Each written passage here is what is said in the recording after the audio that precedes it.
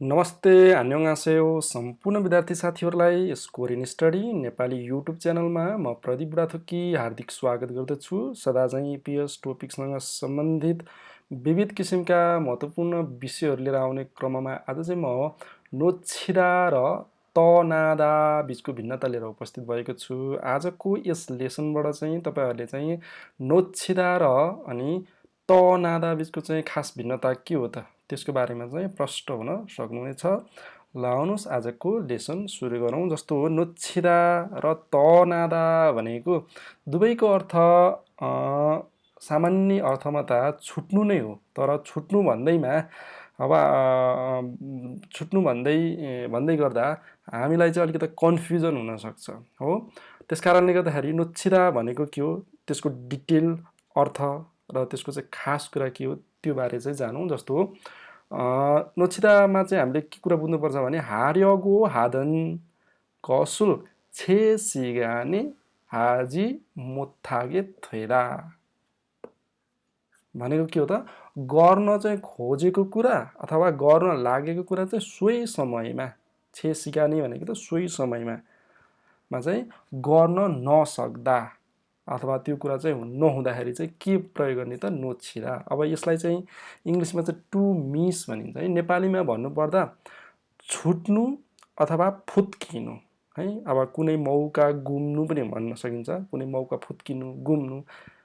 अथवा जस्तो यहाँ अप्सन 1 मा हेर्नुहोस्, फसेगा नोच्छिदा भनेको चाहिँ बस चाहिँ छुट्नु। बस चाहिँ छुट्नु भनेको मतलब यो बस चाहिँ चढ्नु पर्ने थियो हैन, अब छुट्यो, मिस भयो के।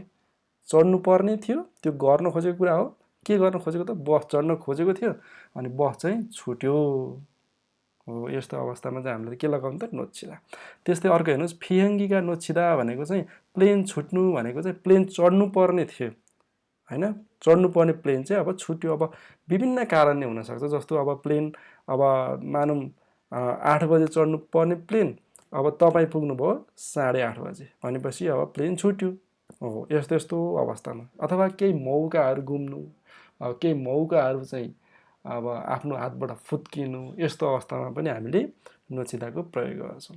ल यहाँ उदाहरण हेर्नुहोस्, एउटा के छ त, छेगा इलगोप्सिए फुसान खानन खिचा नोच्छ्यसयो भनेको त मैले 7 बजे बुसान भन्ने ठाउँमा जाने खिचा नोच्छ्यसयो, ट्रेन चाहिँ छुटाएँ भनेको मतलब अब यो ट्रेन चाहिँ बुसान भन्ने ठाउँमा चाहिँ कति बजे चाहिँ जाने रहेछ त, 7 बजे जाने रहेछ। यो मान्छेको ठाउँबाट यो मान्छे चढ्ने पर्ने चाहिँ 7 बजे हैन। उसले चाहिँ अब त्यो 7 बजे चढ्नु पर्ने ट्रेन चाहिँ मानौँ अब ऊ चाहिँ अब 7:20 मा आयो अथवा 30 मा आयो, कतिमा आयो जे होस्, ऊ 7 बजे त्यहाँ ट्रेन चढ्नु पर्ने ठाउँमा ट्रेन चढ्न सकेन र उसले छुटायो हो। यस्तो अवस्थामा चाहिँ हामीले के लगाउने त, नोच्छिदा है त। त्यस्तै अर्को उदाहरण हेरौँ, फसगा नोच्छिनन् फारामे भनेको त बस चाहिँ छुटेको कारणले होएसाए नुजस्यो, कम्पनीमा ढिलो भएँ भनेको त मतलब के हो त, उसले चाहिँ बस छुटायो, चढ्न छुटायो, मिस गर्यो हैन। ठिक समयमा चढ्नु पर्थ्यो, बस चाहिँ उसले चाहिँ चढ्न सकेन, त्यो छुटायो अनि त्यस कारणले गर्दा नन फारामे भनेको त कारणले गर्दा होएसाए नुजस्यो, कम्पनीमा ढिलो भएँ। ल त्यसै गरी अर्को उदाहरण हेर्नुहोस्, खिहोएगा छाजु ओजी आनायो। खिहोए भनेको के हो त, मौका। मौका चाहिँ घरिघरि आउँदैन हैन। खुरनी, त्यस कारणले, खुरनी भनेको खुरनिकाको चाहिँ सर्ट फर्म हो है। त्यस कारणले यी खिहोएनन्, त्यस कारणले यो मौका चाहिँ नोच्छिजी मासेयो, यो मौका चाहिँ नछुटाउनुहोस् भनेको नगुमाउनुहोस्, नफुत्काउनुहोस् भन्नु खोजेको क्या। भनेको मतलब के रहेछ त, नोच्छिदा भनेको चाहिँ छुट्नु त छुट्नु हो, तर जुन कुरा गर्न लागेको त्यो कुरा चाहिँ सही समयमा गर्न नसक्नु। जस्तै प्लेन छुट्नु, गाडी छुट्नु, ट्रेन छुट्नु हैन। समयमा चाहिँ त्यो कुरा चाहिँ अब जस्तै प्लेन भए चाहिँ समयमा गएर प्लेन चढ्न नसक्नु सही समयमा हैन, गाडी भए चाहिँ सही समयमा गएर चाहिँ गाडी चढ्न नसक्नु हैन। भनेको मतलब सही समयमा गर्न खोजेको कुरा चाहिँ गर्न नसकेर छुट्नुलाई चाहिँ हामीले के भन्नुपर्दो रहेछ त, नोच्छिदा भनेर चाहिँ बुझ्नु पर्यो हैन। ल त्यसपछि हामी तनादामा जाउँ।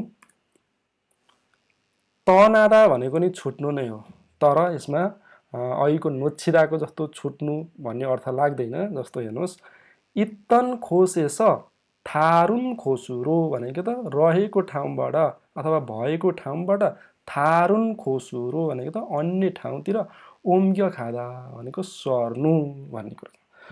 अब यसलाई इङ्ग्लिसमा चाहिँ टु लिभ अथवा टु डिपार्ट भनिन्छ कि है। भनेको मतलब एक ठाउँबाट अर्को ठाउँमा चाहिँ सर्नु भन्ने अवस्थामा चाहिँ हामी प्रयोग गर्छौँ है। भनेको मतलब फेरि सर्नु भनेर फेरि ईसा आधा होइन नि, बसै सर्नुसँग सम्बन्धित छैन नि। फेरि जस्तो यहाँ उदाहरणबाट बुझ्नुहोस्, खिछागा त नादा भनेको ट्रेन चाहिँ अब के त छुट्नु भनेको चाहिँ अब एक ठाउँबाट अर्को ठाउँमा छुट्नु। जस्तो सौलबाट बुसानको लागि चाहिँ छुट्नु हो, यस्तो अवस्थामा हामी त नादा प्रयोग गर्ने।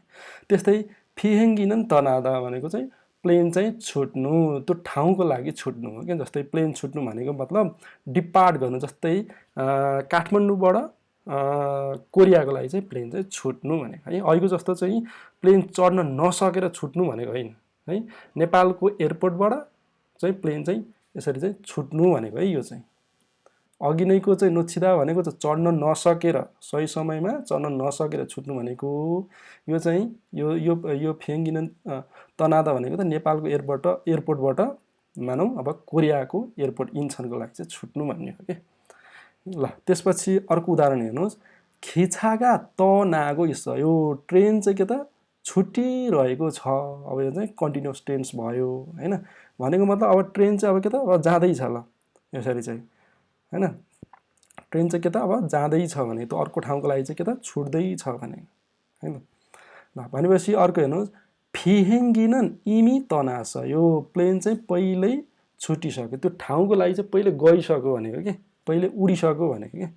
यो छुटेको भनेको मतलब त्यो चढ्नु पर्ने थियो, चढ्न नसकेर पहिले छुट्यो भन्न खोजेको होइन कि। ए प्लेन चाहिँ अब उसको आफ्नो समयमा चाहिँ पहिले छुटिसक्यो, त्यो ठाउँको लागि जानुपर्ने प्लेन गइसक्यो भन्न खोजेको है। यति कुराहरू चाहिँ हामीले चाहिँ बुझ्नु जरुरी छ। त्यस्तै अन्जे पोखरारो तनायो, कहिले पोखराको लागि छुट्नुहुन्छ हो है। यसरी कुनै ठाउँको लागि छुट्नु भन्ने अर्थ चाहिँ जनाइन्छ। एक ठाउँबाट अर्को ठाउँको लागि चाहिँ सर्ने भन्ने के लाग्छ, तर फेरि ईसा हादा होइन है। यसरी चाहिँ बुझ्नु पर्यो। ल भनेपछि के रहेछ त, नोच्छिदा भनेको चाहिँ कुनै पनि कुरा चाहिँ सही समयमा गर्न नसकेर अब छुट्नु अथवा फुत्किनु भन्ने अर्थ लाग्दो रहेछ।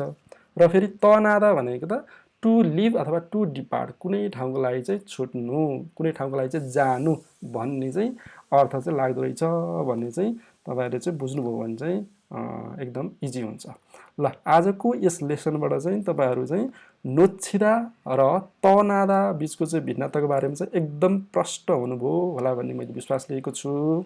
र आगामी दिनहरूमा यस्तै किसिमका महत्त्वपूर्ण विषयहरू चाहिँ हेर्न चाहनुहुन्छ र मैले बनाएको भिडियोहरू तपाईँहरूलाई चाहिँ मन परिरहेको छ भने कृपया यस च्यानललाई सब्सक्राइब गर्नुभएको छैन भने सब्सक्राइब गर्नुहोस् र लाइक गर्नुहोस्, सेयर गर्नुहोस्, कमेन्ट गर्नुहोस्। आफ्ना केही सल्लाह सुझावहरू छन् भने कमेन्ट गरी नजिकै रहेको बेल आइकन थिच्न नभुल्नुहोला भन्दै आजको यस लेसनबाट बिदा हुन चाहन्छु। हस्त नमस्ते, खाम्साहाम्निदा।